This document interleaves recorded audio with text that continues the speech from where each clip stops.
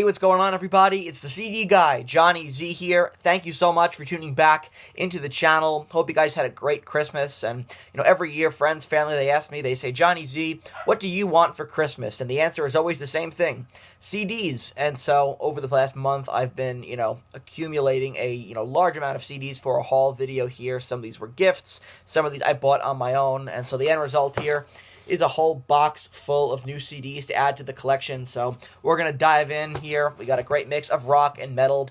Time for the annual 2024 Christmas haul. Let's get started. Let's kick things off here with some UFO for the collection. UFO, fantastic band. I've been wanting to add them to my collection for quite a while. Quite frankly, it was way long overdue. So I have a handful here from UFO from the classic years. We have the great live album, Strangers in the Night. Fantastic stuff. Lights Out, maybe their best record.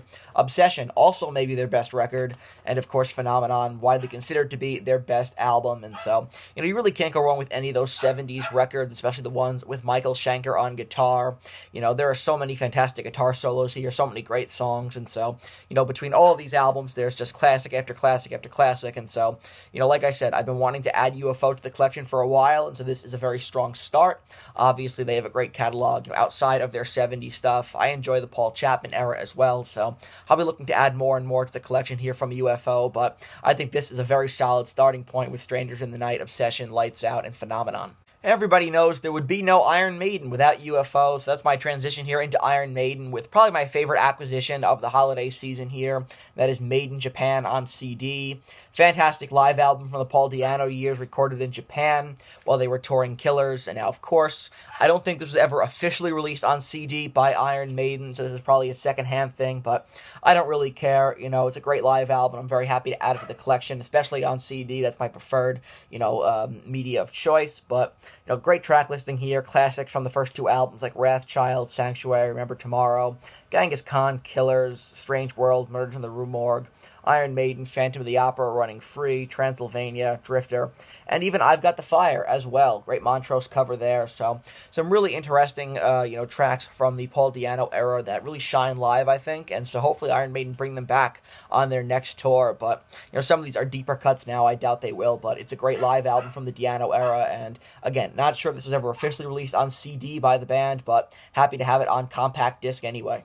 Let's stick with another legendary new wave of British heavy metal band, and another live album that's pretty hard to track down. That's 98 Metal Meltdown by Judas Priest. Of course, it's during the Tim Ripper Owens era of the band, so Rob Halford not on lead vocals here. You have Ripper on lead vocals, and, the Ripper era gets a lot of hate, and some of it is warranted. It's not top-shelf Priest, however. This is a fantastic live album, some very heavy stuff, some very heavy renditions of classics, as well as, some great versions of some of the newer stuff at the time from Jugulator, and so I really enjoy this live record here. I think it's one of Tim Ripper Owens' finest hours in Judas Priest, and I've been looking for it for a while, but it is pretty hard to find, so I'm really glad to finally track it down.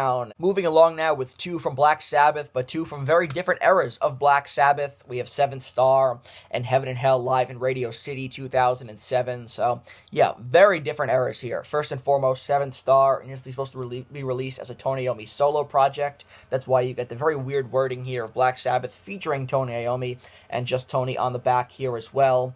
The record label, at the last minute decided to put the Black Sabbath name on it, and so Tony Iommi's solo record became a Black Sabbath album, and that's really the only reason why I wanted to pick it up, because I'm a completist of the Sabbath catalog, and this was the last one that I needed to finally round out my Black Sabbath studio album collection. But, it's not a great record, it's not top-shelf Sabbath, but there are some good cuts on here, and so I do kind of, it's a guilty pleasure record. There's some good stuff on here, even though I know it's not a great album. But then you have this great record here, and that's Heaven and Hell live at Radio City 2007, the reunion era here.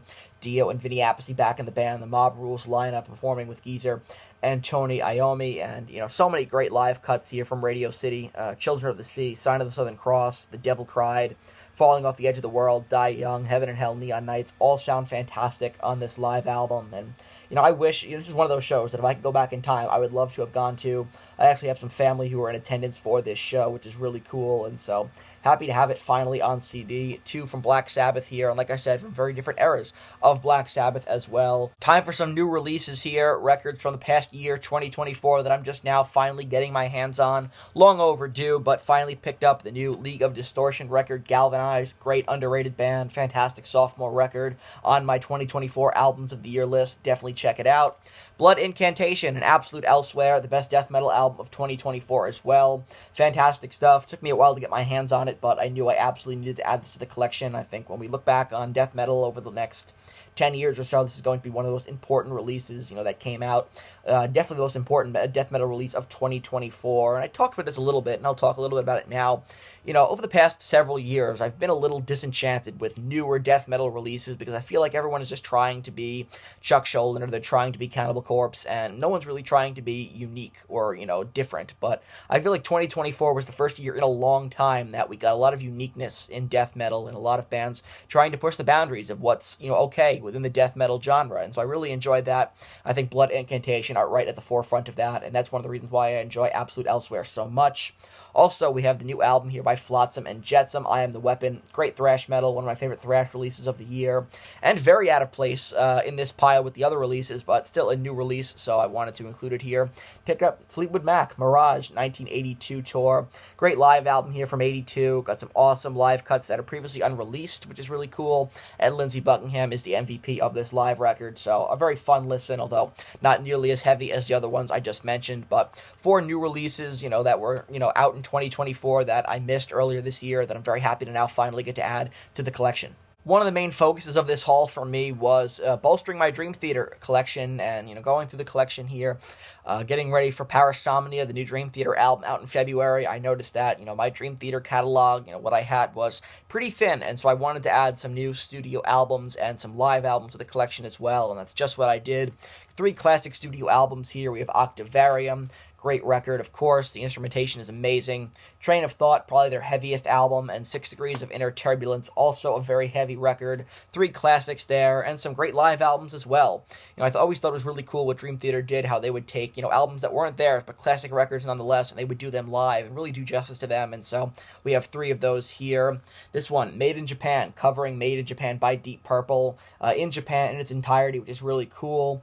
Also, you have recorded in Barcelona, Spain, Master of Puppets from 2002, the classic Metallica album being done in its entirety by Dream Theater, and Number of the Beast by Iron Maiden in its entirety as well. So I thought that was really interesting how Dream Theater do that, and I'm really glad that they finally decided to release them as part of their live album series. And speaking of live albums, we also have Scenes from New York, Dream Theater here, touring the Scenes from a Memory record and, Metropolis Part 2, Scenes from a Memory. And this album, a little bit used, a little dinged up, got this one used, but that's okay, nothing wrong with that. Fantastic live album nonetheless, and so was really happy to, get to add more to my Dream Theater collection because it's been long overdue, and we got to add some more stuff because we're getting ready for Parasomnia coming out in February, and can't wait for that. 2 from King Diamond here, we have Fatal Portrait, his solo debut outside of Merciful Fate, and The Graveyard from 1996, very underrated and overhated record in my opinion, and so both of these records, are King Diamond at 2 different parts in his career here. This is solo debut. Great stuff, very heavy, awesome vocals, and, I can say the same stuff for The Graveyard, even though it gets so much hate. I never understood why this is people's least favorite King Diamond record. There's some really great tracks on here. Black Hill Sanitarium is great. Waiting, Heads on the Wall is one of my favorite King Diamond tracks of all time. Meet Me at Midnight, Daddy, Trick or Treat, Up from the Grave, Lucy Forever, I Am. There are a lot of really interesting songs on here. King Diamond was a really cool concept album as well. I dig it quite a bit, although I know a lot of people tend to put this down at the bottom of their list when ranking King Diamond albums.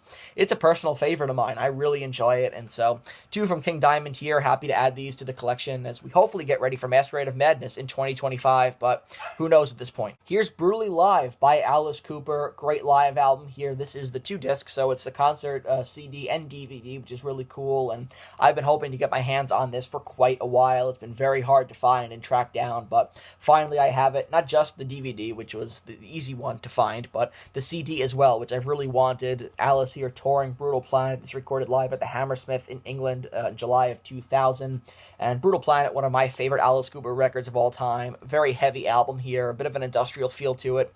Kind of Alice, taking what Marilyn Manson had been doing at the time and saying, well, I could do that too. Let's not forget whose game this is, and that's what Alice Cooper did here. So Brutal Planet, fantastic album, and Brutally Live, really cool live album as well. Some really heavy stuff, and for my money, Alice Cooper was never cooler than he was when touring Brutal Planet. This whole era of Cooper, even Dragontown as well, really great, really heavy stuff. And so again, I've been looking for this for a long time, and now finally I'm able to get my hands on it. very thrilled with that, and comes with a DVD as well. So I listen to the album on my CD player, and then I can put it in my DVD player because I'm one of the few people who still have one of those. Well, I guess that's as good a transition as any into the Marilyn Manson stuff here.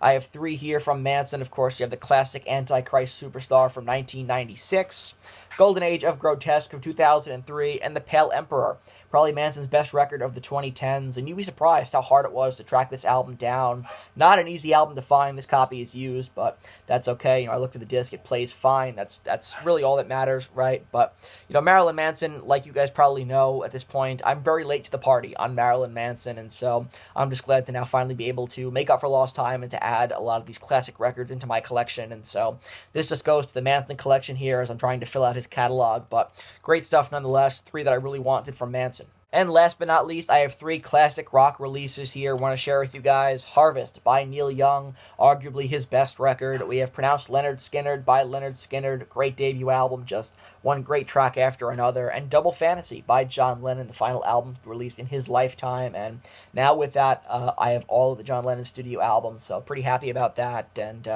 tried to come up with a smooth transition, whether it be genre to genre or subgenre to subgenre for this video. Try to put them in some semblance of an order, and not too many channels are going to say, well, here's Blood Incantation, and here's Marilyn Manson, and now here's Neil Young, but that's exactly what I just did to close out this haul here. So that wraps up this massive 2024 holiday season CD haul. I have a ton to put away now, but if you enjoyed this video, please give it a thumbs up, subscribe to the channel down below, turn on the bell for notifications so you don't miss a new upload, and let me know down in the comment section below what are some new additions you've made to your collection recently. I definitely want to hear from you.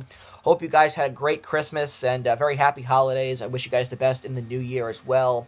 And please let me know down in the comment section below what you did for Christmas, how your Christmas was, and also any new things you added to the collection that you feel like sharing. Please go ahead and let me know down below. I always want to hear from you guys. And until next time, it's the CD guy, Johnny Z, signing off. Take care, everybody.